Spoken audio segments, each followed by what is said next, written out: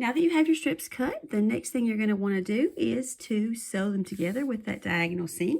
And so I like to use the right angles on my needle plate to help me get nice right angles when I sew these diagonal seams together. So here's a few things we're going to use. We're going to use just something heavy. I'm going to use this pin cushion, something with a little weight to it, to put that over here. I'm just sitting it right here so that I can keep my first strip in place. And I'm going to take my second strip and we're going to put it right sides together with the first one going parallel. Now you want this one far over enough that your selvages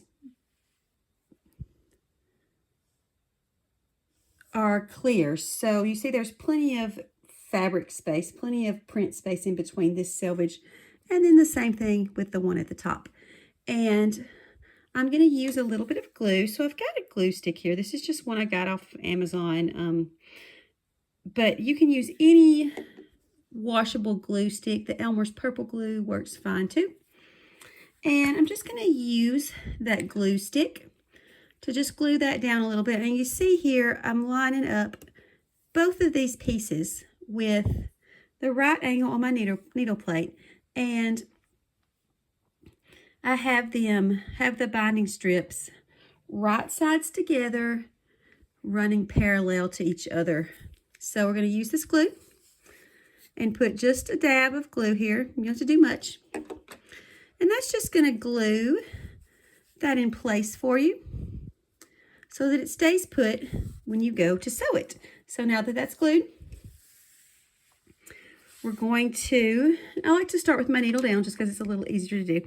I'm going to push that fabric, this corner here, up close to this needle, and we're going to end up sewing from this top left corner to the bottom right corner.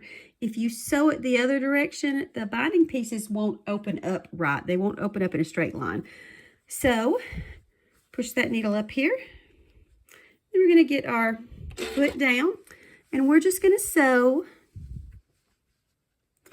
from here to here. And if you want to mark that, you're welcome to do that. Or if you can just see it, however you want to do it, if you want to mark it, if you want to use tape to mark where you're going to draw, however you would usually mark those lines.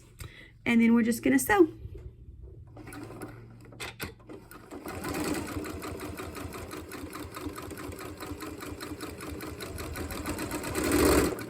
And now that you have your first one sewn, you're going to take this piece that is face down, and you're just going to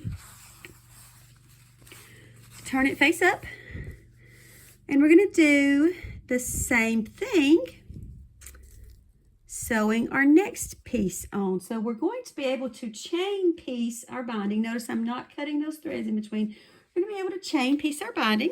So just going to do the same thing here. Line up your right angles.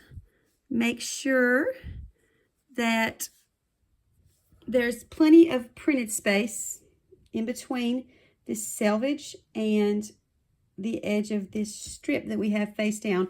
And the reason for that is because you don't want that selvage to end up showing up in your binding. So let's get that glue. And it doesn't take much, just a little bit, so that you're holding that in place so that it doesn't get off on you when you sew. So I'm doing the same thing here. I'm going to start with my needle in between, like right there at that section where those two pieces meet.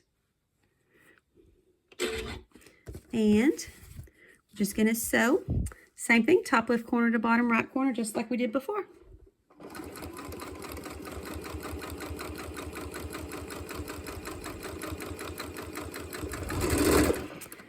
And you'll just keep on doing that until you have all of your pieces sewn on. So now that you have all of your binding pieces sewn together, we're just going to cut those little connections that'll still be left from where we chain pieced the binding.